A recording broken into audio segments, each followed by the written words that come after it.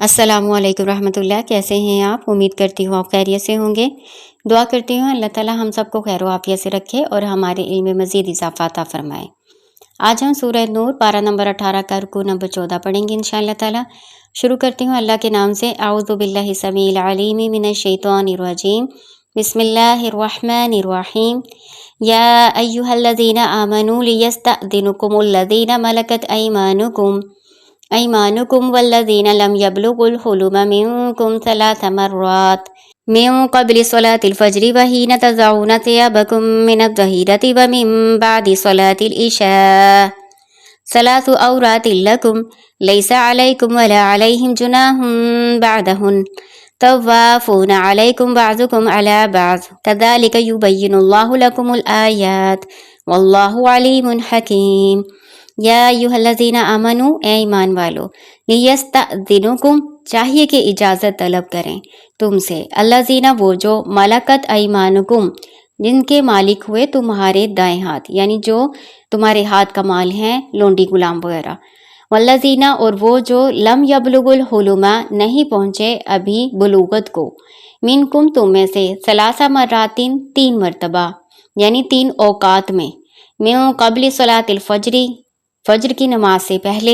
وحین تضعون ثیابکم من الظہیرہ، اور جب تم اتار دیتے ہو اپنے کپڑے ظہر سے، یعنی ظہر کے وقت، دوپہر کے وقت، ومن بعد صلاة العشاء، اور عشاء کی نماز کے بعد، ثلاث عورات لکم، 3 اوقات تمہارے پردے کے ہیں، لیس علیکم، نہیں ہے تم پر، ولا علیہم، اور نہ ان پر، جناح بعدہن، کوئی گناہ بعد ان کے، یعنی ان اوقات کے بعد تم پر کوئی گناہ نہیں، طوافون، کثرت سے آنے جانے والے ہو یا چکر لگانے والے ہو، یعنی تم سب ایک دوسرے کے پاس بکثرت آنے جانے والے ہو، کذالک، اسی طرح سے، یبین اللہ، بیان کرتا ہے اللہ تعالیٰ، لکم، تمہارے لیے، آیات، واللہ علیم حکیم، اور اللہ تعالیٰ علم والا، حکمت والا ہے۔ اس آیت مبارکہ میں ان لوگوں کا ذکر کیا گیا ہے جنہیں گھر میں داخلے کے لیے اجازت کی ضرورت نہیں ہے۔ یہ 2 قسم کے لوگ ہیں، ایک تو آدمی کے لونڈے اور غلام، اور دوسرے اس کے نابالغ بچے۔ انہیں گھر میں داخلے کی اجازت کی ضرورت نہیں، کیونکہ انہیں گھروں میں بکثرت آنا جانا ہوتا ہے۔ تو اللہ تعالیٰ نے صرف 3 اوقات ان کے پردے کے رکھے ہیں کہ 3 اوقات میں یہ اجازت لے کے داخل ہوں گے، اس لیے اس میں انسان کے لیے آسانی ہے۔ وہ 3 اوقات کون سے ہیں وہ اسی آیت مبارکہ میں بیان کیے گئے ہیں۔ 3 اوقات یعنی نماز فجر سے پہلے، اور دوسرا وقت دوپہر کو آرام کے وقت، جب عموماً آرام کے لیے کپڑے اتار دیے جاتے ہیں، اور تیسرا وقت عشاء کی نماز کے بعد ہے۔ یہ 3 اوقات پردے کے اوقات ہیں۔ ان اوقات میں آدمی ایسی حالت میں ہوتا ہے کہ جس پر کسی کا بھی مطلع ہونا درست نہیں۔ عوراتن کی جمع ہے، جس کے اصل معنی تو خلل اور نقص کے ہیں، پھر اس کا اطلاق ایسی چیز پر کیا جانے لگا جس کا ظاہر کرنا اور اس کو دیکھنا پسندیدہ نہ ہو۔ خاتون کو بھی اسی لیے عورت کہا جاتا ہے کہ اس کا ظاہر اور عریاں ہونا اور دیکھنا شرعاً ناپسندیدہ ہے۔ یہاں مذکورہ 3 اوقات کو عورات کہا گیا ہے، یعنی یہ تمہارے پردے اور خلوت کے اوقات ہیں جن میں تم اپنے مخصوص لباس و حریت کو ظاہر کرنا پسند نہیں کرتے۔ لیس علیکم ولا علیہم جناح بعدہن، پھر اللہ تعالیٰ فرماتے ہیں کہ ان 3 اوقات کے علاوہ نہ تم پر اور نہ ان پر کوئی گناہ ہے، کہ ایک دوسرے کے پاس بکثرت آنا جانا ہوتا ہے تو آ جا سکتے ہیں، بس 3 اوقات کا خیال رکھنا۔ وَإِذَا بَلَغَ الْأَطْفَالُ مِنكُمُ الْحُلُمَ فَلْيَسْتَأْذِنُوا كَمَا اسْتَأْذَنَ الَّذِينَ مِن قَبْلِهِمْ كَذَلِكَ يُبَيِّنُ اللَّهُ لَكُمْ آيَاتِهِ وَاللَّهُ عَلِيمٌ حَكِيمٌ۔ وَإِذَا، اور جب، بلغ الاطفال، پہنچ جائیں بچے، منکم، تم میں سے، حلما، بلوغت کی عمر کو، فلیستأذنوا، بس چاہیے کہ وہ اجازت طلب کریں، کما، جیسا کہ، استأذن الذین، اجازت طلب کی ان لوگوں نے جو، من قبلہم، ان سے پہلے تھے، کذالک، اسی طرح سے، یبین اللہ، بیان کرتا ہے اللہ تعالیٰ، لکم، تمہارے لیے، آیاتی ہی، اپنی آیات، واللہ علیم حکیم، اور اللہ تعالیٰ خوب علم والا اور حکمت والا ہے۔ اس آیت مبارکہ میں بیان کیا گیا ہے کہ بالغ ہونے کے بعد بچوں کو بھی اجازت لینا ضروری ہے، جس طرح سے ان سے پہلے جو بڑے لوگ ہیں اجازت طلب کرتے رہے ہیں، یہ بچے بھی بالغ ہونے کے بعد ان کی طرح اجازت طلب کر کے گھروں میں داخل ہوں گے۔ عطا بن یسار رضی اللہ تعالیٰ عنہ کہتے ہیں کہ میں نے ابن عباس رضی اللہ تعالیٰ عنہما سے پوچھا، کیا میں اپنی بہن کے پاس جانے کے لیے بھی اجازت مانگوں؟ فرمایا، ہاں، میں نے پھر سوال دہرایا، میری پرورش میں میری 2 بہنیں ہیں، ان کا خرچہ میرے ذمے ہے، ان کے پاس بھی اجازت لے کر جاؤں؟ فرمایا ہاں، کیا تم پسند کرتے ہو کہ انہیں برہنہ حالت میں دیکھو؟ پھر آپ نے یہ آیت پڑھی، یا ایھا الذین آمنوا لیستأذنکم الذین ملکت ایمانکم، سورۃ نور آیت نمبر 58۔ والقواعد من النساء اللاتي لا يرجون نكاحا فليس عليهن جناح أن يضعن ثيابهن غير متبرجات بزينة وإن يستعففن خير لهن والله سميع عليم۔ والقواعد وہ بیٹھ رہنے والیاں، من النساء عورتوں میں سے، اللاتی وہ جو، لا یرجونا نہیں امید رکھتی، نکاحن نکاح کی، فلیس علیہن پھر نہیں ہے ان پر، جناحن کوئی گناہ، ان یضعنا کہ وہ اتار رکھ دیں، ثیابہن کپڑے اپنے، غیر متبرجات نہ کہ وہ اپنا بناؤ سنگھار ظاہر کرنے والی ہوں، بزینت ساتھ زینت کے، وَأَن يَسْتَعْفِفْنَ اور اگر یہ اس سے بھی بچیں، اس سے بھی احتیاط کریں، خیر لہن تو بہتر ہے ان کے لیے، واللہ سمیع علیم اور اللہ تعالیٰ خوب سننے والا، خوب جاننے والا ہے۔ والقواعد من النساء بیٹھ رہنے والی عورتیں، ان سے مراد عام طور پر وہ بوڑھی عورتیں ہیں جن کو حیض آنا بند ہو گیا، وہ اولاد کی ولادت کے قابل نہیں رہیں، اور مرد کے لیے ان کے اندر کوئی فطری طور پر جنسی کشش نہیں ہے، نہ تو وہ کسی مرد سے نکاح کی خواہش رکھتی ہیں اور نہ ہی مرد ان کے لیے ایسے جذبات رکھتے ہیں، تو ایسی عورتوں کو پردے میں تخفیف کی اجازت دی گئی ہے۔ اور کپڑے اتارنے سے مراد یہاں ہے کہ جو پردے کے طور پر جو بڑی چادر لی جاتی ہے یا برقع وغیرہ پہنا جاتا ہے وہ اتار سکتی ہیں، ان کو اجازت دی گئی ہے۔ ایک شرط اللہ تعالیٰ نے یہاں لگائی ہے، اللہ تعالیٰ کہتے ہیں بشرطے کہ ان کا مقصد اپنی زینت اور بناؤ سنگھار کا اظہار کرنا نہ ہو،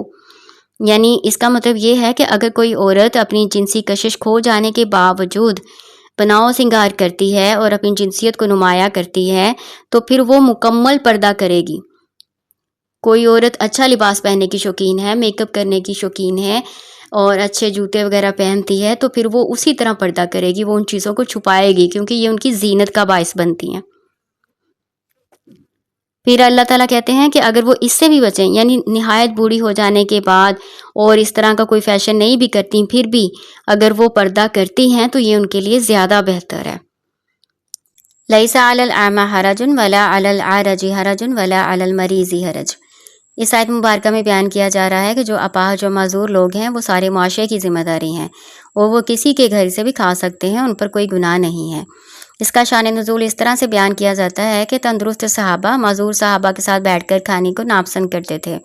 وہ اس وجہ سے کہ معذوری کی وجہ سے وہ کم کھائیں گے اور جو تندرست صحابہ ہیں وہ زیادہ کھا لیں گے، تو اس طرح ان کے ساتھ کھانے میں ظلم کا ارتکاب نہ ہو جائے۔ تو اس طرح جو معذور صحابہ تھے وہ بھی تندرست لوگوں کے ساتھ کھانا اس لیے پسند نہیں کرتے تھے کہ لوگوں کو ان کے ساتھ کھانے میں کراہت محسوس نہ ہو، تو اللہ تعالیٰ نے دونوں کے لیے وضاحت فرما دی ہے کہ اس میں کوئی گناہ والی بات نہیں ہے۔ پھر آگے اللہ تعالیٰ کہتے ہیں تم پر بھی کوئی گناہ نہیں ہے کہ تم اپنے گھروں سے کھا لو یا اپنے باپوں کے گھروں سے کھا لو، اپنے ماؤں کے گھروں سے، اپنے بھائیوں بہنوں یا اپنے چچاؤں پھوپھیوں، اپنے ماموں اور خالاؤں کے گھروں سے کھا لو، کوئی گناہ نہیں۔ پھر آگے بیان کیا جاتا ہے او ما ملک تم مفاتیحہ ہو، یا جس کے تم مالک ہوئے ان گھروں کی کنجیوں کے۔ اس سے مراد یہ ہے کہ جو صحابہ چلے جاتے ہیں اور کسی کو اپنے گھر کی چابی دے جاتے ہیں تو گھر والا جس کے پاس چابی ہے، اس گھر کی کنجیاں ہیں، تو وہ کوئی ایسی چیز کھا سکتا ہے جس کے خراب ہونے کا اندیشہ موجود ہو، تو اس میں احتیاط کی ضرورت نہیں، اللہ تعالیٰ نے اجازت دی ہوئی ہے کہ اس کو اپنے استعمال میں لایا جا سکتا ہے۔ پھر آگے اللہ تعالیٰ بیان کرتے ہیں کہ اپنے دوستوں کے گھروں سے کھاؤ، اس میں بھی کوئی گناہ نہیں ہے۔ تاہم علماء بیان کرتے ہیں کہ اس سے مراد عام قسم کا کھانا مراد ہے، جس کے کھانے سے کسی کو گرانی محسوس نہیں ہوتی، البتہ ایسی عمدہ چیزیں جو گھر کے مالک نے خصوصی طور پر الگ کر کے رکھی ہوں تاکہ کسی کی نظر ان پر نہ پڑے۔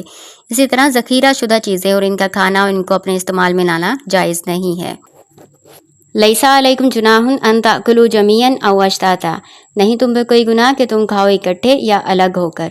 کھانے کے متعلق بیان کیا جا رہا ہے کہ اللہ تعالیٰ کہتے ہیں کوئی بھی کسی قسم کا گناہ نہیں، جیسے مرضی کھاؤ۔ جاہلیت میں 2 طرح کا گلف پایا جاتا تھا، کچھ لوگ تو وہ تھے جو اکیلے اکیلے کھانا کھاتے تھے، کسی دوسرے کے ساتھ مل کر کھانے کو نفرت سمجھتے تھے،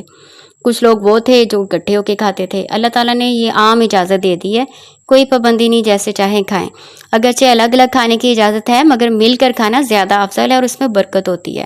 حضرت ابو ہریرہ رضی اللہ تعالیٰ عنہ بیان کرتے ہیں کہ رسول اللہ صلی اللہ علیہ وآلہ وسلم نے فرمایا 2 آدمیوں کا کھانا 3 کو کافی ہو جاتا ہے اور 3 آدمیوں کا کھانا 4 کو کافی ہو جاتا ہے۔ اسی طرح حضرت جابر رضی اللہ تعالیٰ عنہ سے روایت ہے کہ رسول اللہ صلی اللہ علیہ وآلہ وسلم نے فرمایا 1 آدمی کا کھانا 2 کو کافی ہو جاتا ہے اور 2 کا کھانا 4 کو اور 4 کا 8 کو کافی ہو جاتا ہے۔ یعنی کھانے میں برکت ہوتی ہے، جب مل کے کھاتے ہیں تو وہی کھانا جو 1 آدمی کا تھا وہ 2 کو کافی ہو جاتا ہے۔ اسی طرح ابو موسیٰ اشعری رضی اللہ تعالیٰ عنہ بیان کرتے ہیں کہ رسول اللہ صلی اللہ علیہ وآلہ وسلم نے اشعری قبیلے کی تعریف فرمائی اور کہا کہ اشعری لوگ جب لڑائی میں کھانے کے حوالے سے محتاج ہو جاتے ہیں یا مدینہ میں ان کے بال بچوں کا کھانا کم ہو جاتا ہے تو جو کچھ ان کے پاس ہوتا ہے وہ اسے ایک کپڑے میں اکٹھا کرتے ہیں، پھر آپس میں برابر بانٹ لیتے ہیں۔ یہ لوگ مجھ سے ہیں اور میں ان سے ہوں۔ صحیح مسلم فضائل صحابہ۔ فَإِذَا دَخَلْتُمْ بُيُوتًا فَسَلِّمُوا عَلَىٰ أَنفُسِكُمْ تَحِيَّةً مِّنْ عِندِ اللَّهِ مُبَارَكَةً طَيِّبَةً۔ پھر جب تم اپنے گھروں میں داخل ہو تو اپنوں کو سلام کرو، ایک دعا ہے، ایک تحفہ ہے اللہ کی طرف سے، برکت والا اور پاکیزہ۔